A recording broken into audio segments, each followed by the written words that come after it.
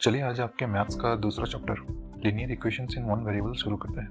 पर चैप्टर के अंदर जाने से पहले आइए पहले ये समझते हैं कि आखिर लीनियर इक्वेशंस है क्या। लीनियर इक्वेशंस एक ऐसा इक्वेशन है जहां वेरिएबल का पावर इक्वेशन में 1 होता है। एग्जांपल में 2x + 3y = 4, 2a = 8। यहाँ x और y का पावर 1 है, वैसे ही a का पावर 1 ही है, तो ये दोनों लीनियर इक्वेशंस ही है। अब यहाँ देखिए x² - 4 = 0, तो क्या ये लीनियर इक्वेशन है? नहीं, क्योंकि इसका पावर 2 है, ये लीनियर नहीं है। पिछले सारे इक्वेशंस में पावर 1 था। अगर पावर के बारे में ज़्यादा जानना है तो चैप्टर 5 और 6 देख लीजिएगा, लिंक डिस्क्रिप्शन में डाल देंगे। तो linear equation in one variable क्या है? एक लीनियर इक्वेशन जहाँ सिर्फ एक वेरिएबल हो उसे linear equation in one variable कहा जाता है। Example 2x + 3 = 12। ये एक लीनियर इक्वेशन है जहाँ सिर्फ एक ही वेरिएबल है x, इसलिए इसे linear equation in one variable कहा जाता है। ओके, तो अब तक आपने जितने भी इक्वेशंस देखे हैं सब में 3 पार्ट्स है। जैसे कि यहाँ पे नजर डालिए 2x - 3 = 7। इस इक्वेशन के बाएं भाग को LHS और दाएं भाग को RHS कहा जाता है, यानी लेफ्ट हैंड साइड और राइट हैंड साइड। अब बीच वाले भाग पर ध्यान लाएं, इसे इक्वालिटी कहा जाता है, यानी इस इक्वेशन का लेफ्ट हैंड साइड का वैल्यू राइट हैंड साइड के वैल्यू के साथ इक्वल है। अगर इक्वालिटी ना हो तो उसे इक्वेशन नहीं कहा जा सकता। तो आखिर अब तक हमने क्या सीखा? x² - 4 = 0, ये लीनियर नहीं है क्योंकि इसका पावर 1 से ज़्यादा है। 2x + 3y = 4, ये लीनियर है पर 2 वेरिएबल्स के साथ। 2x + 3 = 12, ये लीनियर इक्वेशन विथ 1 वेरिएबल है। ओके, चलिए अब थोड़ा इक्वेशन सॉल्व करते हैं ताकि आपको अंदाज़ा हो जाए कि इक्वेशंस किस तरह के हो सकते हैं। पहला 2x - 3 = 7। ऐसे इक्वेशन सबसे ईजी होते हैं। आपको x का वैल्यू नहीं पता है तो अब इक्वालिटी के लेफ्ट साइड में x को रखना है और बाकी सब कुछ उसके दूसरी तरफ धकेल देना है, क्योंकि हमें x = समथिंग जैसा कुछ चाहिए। तो करें कैसे? अब इस इक्वेशन को देखिए। अब क्योंकि दोनों साइड्स के वैल्यू इक्वल हैं, तो अगर हमें उसकी इक्वालिटी बनाए रखनी है तो इक्वालिटी के दोनों तरफ सेम वैल्यू ऐड या सब्सट्रैक्ट करना होगा। मुद्दे पर आते हैं। 2x - 3 = 7, ठीक है।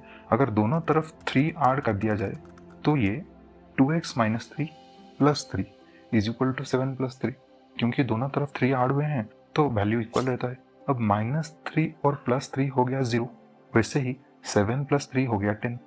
तो अब ये 2x = 10 हो गया। हमें एक तरफ x चाहिए और इस तरफ 2x है, तो अगर दोनों तरफ 2 डिवाइड कर देंगे तो ये 2x / 2 = 10/2 हो गया। इससे फाइनली इक्वेशन आ जाता है x = 5। ये है आपका आंसर। अब ध्यान रखिए, इसे करने का ये प्रैक्टिकल मेथड है, पर इसे करने का एक ईजियर तरीका भी है। वही इक्वेशन फिर से देखते हैं। 2x - 3 = 7। यहाँ -3 को अगर उस तरफ लिया जाता है तो उसका साइन चेंज हो जाता है, जिससे ये हो गया 2x = 7 + 3, यानी 2x = 10 हो गया।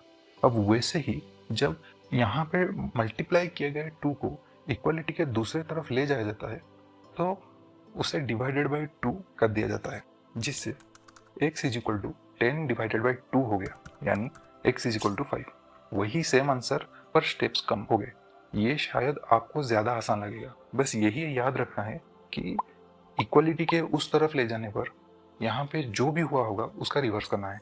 अब कॉन्सेप्ट जान गए हैं तो एक और हो जाए। दूसरा, x/5 - 6 = 1। पहले 6 को दूसरी तरफ भेज दीजिए, यानी x/5 = 1 + 6। अब ध्यान दीजिएगा x का साइन चेंज हो गया है, तो x/5 = ये 7 हो गया। अब इस तरफ 5 डिवाइड हुआ है तो RHS में 5 को मल्टीप्लाई करना होगा, तो ये हो गया x = 7 × 5, जिससे आ जाता है x = 35। ईजी है ना? थोड़ा डिफिकल्टी बढ़ा के एक और देखते हैं। 2x - 3 = x + 2। यहाँ इक्वेशन के दोनों तरफ x है। ऐसे केसेस में x को एक साइड और नंबर्स को दूसरे साइड में ले आइए, तो 2x - x = 2 + 3। साइन चेंज करना मत भूलिएगा। ये सिंपल हो गया, तो 2x - x हो गया x और 2 + 3 हो गया 5, तो x = 5। वैसे ही और एक कर लेते हैं। 3x - 9 = x + 3। ठीक वैसा ही जैसा पिछली बार किया था, यानी एक्स को एक तरफ और नंबर्स को दूसरी तरफ लाना है, यानी 3x minus x is equal to 9+3। Sign change करना मत भूलिएगा, इसकी आदत डालीजिए। ओके, तो ये सिंपल हो गया। सो इस तरफ आ गया 2x और उस तरफ 9+3 हो गया 12। तो 2x इज इक्वल टू 12 हो गया। 2 को उस तरफ लेंगे तो डिवाइड हो जाएगा, तो ये हो गया x इज इक्वल टू 12/2, यानी x इज इक्वल टू 6 आ जाता है। कितना ईजी था। अब उम्मीद करता हूँ कि अभी तक आपको समझ आ रहा होगा। अगर नहीं तो फिर से थोड़ा कॉन्सेप्ट्स और देख लीजिए, वरना डाउट्स रह जाएगा। अगले इक्वेशन की डिफिकल्टी बढ़ा देते हैं थोड़ा और। 5x plus 7/2 is equal to 3/2x minus 14।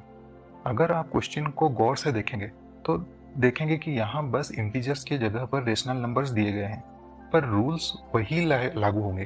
तो ये आ जाता है 5x minus 3/2x is equal to minus 7/2 minus 14। अब मैंने यहाँ पर भी फिर से x को दूसरी तरफ ले लिया। अब लास्ट चैप्टर में जैसे सॉल्व किया था वैसे ही रेशनल नंबर्स को सॉल्व करेंगे। तो ये आ गया 10x minus 3x divided by 2 is equal to minus 7 minus 28 divided by 2, जो हो गया 7x/2 is equal to minus 35/2। अगर 7x डिवाइडेड बाई 2 से 2 को इस तरफ ले आते हैं तो ये 7x is equal to minus 35 divided by 2 into 2 हो गया, जो कि 7x is equal to minus 35 हो जाता है, यानी x is equal to minus 35 divided by 7, जिससे x माइनस 5 आ जाता है। अब अगर रेशनल नंबर्स का वीडियो नहीं देखा है तो डिस्क्रिप्शन में लिंक दे दूंगा, वहाँ जाके रेशनल नंबर्स फिर से एक बार देख लीजिएगा, आपको चैप्टर समझने में आसानी होगी। और रेशनल नंबर्स और linear equation in one variable ज़रूरी है, मैं आपसे बार बार कर रहा हूँ, इसे अच्छी तरह से प्रैक्टिस कीजिए। अब यहाँ चैप्टर पूरी तरह कंप्लीट होता है, पर रुकिए एक और चीज़ बताना था आपको। कैसे सॉल्व होता है ये तो आप जान गए, पर आपको ये नहीं पता कि दोनों में से कौन सा एग्ज़ाम में यूज़ करना है, या ये कि एग्ज़ाम में लिखना कैसे है। एक आखिरी एग्जाम्पल से ये दुविधा भी दूर कर देते हैं। दरअसल दोनों तरीके दो नहीं एक ही हैं, हम बस एक स्टेप स्किप कर रहे हैं दूसरे में। एग्जाम्स में आपको कुछ ऐसा लिखना है 2x minus 1 is equal to 14 minus x, जैसा आपने दूसरे में किया था वैसे ही करना है। आपको x को एक तरफ लाना है, नंबर्स को दूसरी तरफ धकेलना है। तो पहला स्टेप आ जाएगा 2x plus x minus 1 is equal to 14। यहाँ आपको लिखना है adding x on both sides, ठीक है। फिर आपका नेक्स्ट स्टेप आ जाता है 2x प्लस एक्स हो गया 3, तो 3x minus 1 is equal to 14। यहाँ बेसिक्स एडिशन हुआ है तो यहाँ कुछ लिखने की ज़रूरत नहीं है।